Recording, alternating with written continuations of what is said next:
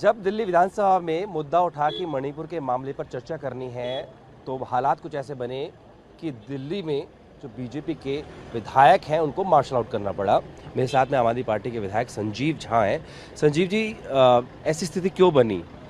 बड़ा ही दुर्भाग्य है, मुझे भी समझ में नहीं आता कि भारतीय जनता पार्टी के विधायक अगर ये कहें कि मणिपुर में जो घटना से मेरा कोई लेना देना नहीं है, तो इससे बड़ा शर्मनाक और कोई बात नहीं है। अगर मणिपुर की चर्चा जब हो रही है, आज समय है कि मणिपुर के लोगों के पीड़ा में मरहम लगाने का, ये मैसेज देने का कि पूरा देश मणिपुर के लोगों के साथ जो हो रहा है उसके खिलाफ खड़ा है। आपके इस दुख की घड़ी में हम आपके साथ खड़े हैं। आज ऐसे समय में भारतीय जनता पार्टी कहे कि नहीं मेरा मणिपुर से लेना देना नहीं है, तो फिर सोचिए वो जो वीडियो जो महिलाएं जिसके साथ अत्याचार हुआ था, इसका मतलब है कि आप उसके समर्थन में करें। अगर आप कहते हैं कि इससे कोई लेना देना नहीं है, तो वो जो 5,000 लोग वहाँ से माइग्रेट होकर के बाहर प्रवास कर रहे हैं, आप उसके खिलाफ कर रहे हैं। तो मुझे लगता है ये बहुत अत्यंत शर्मनाक बात है। बात केवल चंद विधायकों का नहीं है, चुप्पी तो प्रधानमंत्री की भी थी, और मणिपुर के इनके अपने विधायक कह रहा था कि राज्य द्वारा ये प्रायोजित दंगे हैं। तो बात केवल मणिपुर की नहीं है। मणिपुर अब एक टेस्ट केस है।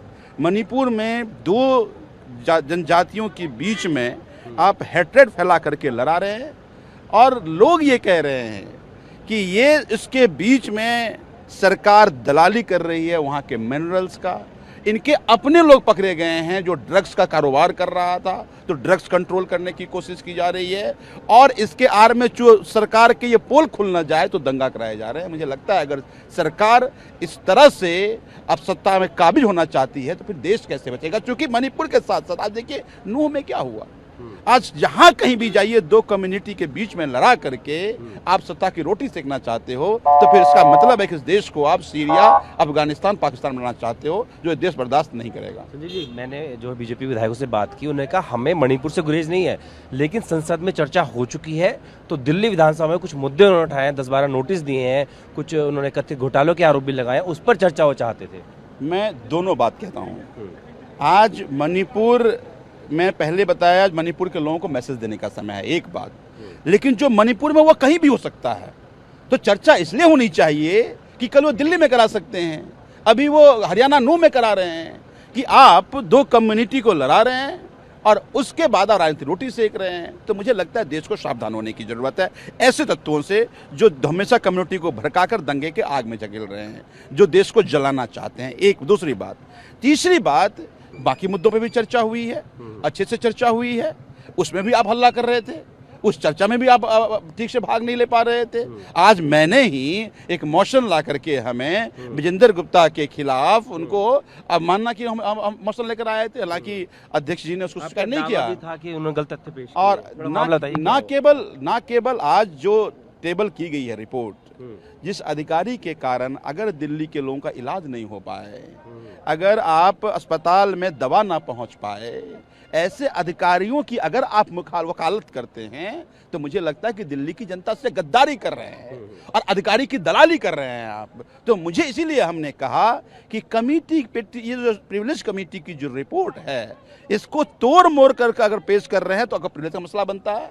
आप प्रिविलेज कमेटी अध्यक्ष बनाते हैं, उस कमेटी के फॉर्मेशन पेपर अगर सवाल खड़े कर रहे हैं तो आपको प्रिविलेज का मसला बनता है। ना को सवाल खड़े कर रहे हैं, लगातार सदन को डिसरप्ट कर रहे हैं। कोई पहली बार नहीं है, आपने देखा कभी टेबल पर जाके नाचने लगते हैं, कभी जाके वेल में जाकर लेट जाते हैं, कभी आप देखिए बिल फाड़ कर फेंक देते हैं।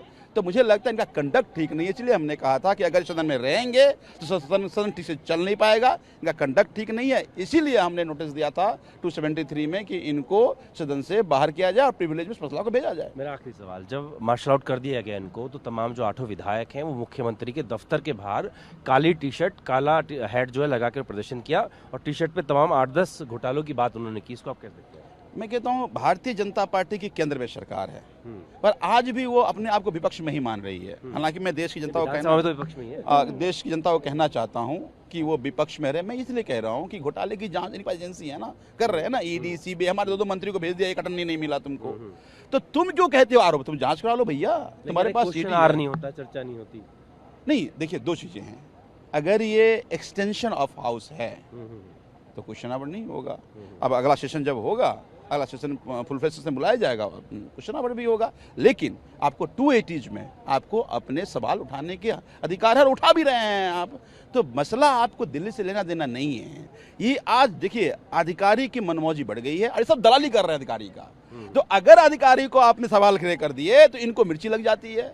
सदन में बैठकर दिल्ली की जनता को धोखा दे रहे हैं। अब इनके क्षेत्र की जनता इनको माकूल जवाब देगी कि जो अधिकारी आज दिल्ली की जनता का इलाज नहीं होने दे रहा है, जो अधिकारी अस्पताल में दवाई नहीं पहुंचने दे रहा है, आप उसकी मुखालफत कर रहे हो। तो दलाली अब सदन में नहीं चलेगा। और अगर दलाली करोगे तो देश दिल्ली की जनता तुमको बस परमानेंट दलाली के लिए भेज देगी, चुन के विधानसभा नहीं भेजेगी। बात करने शुक्रिया।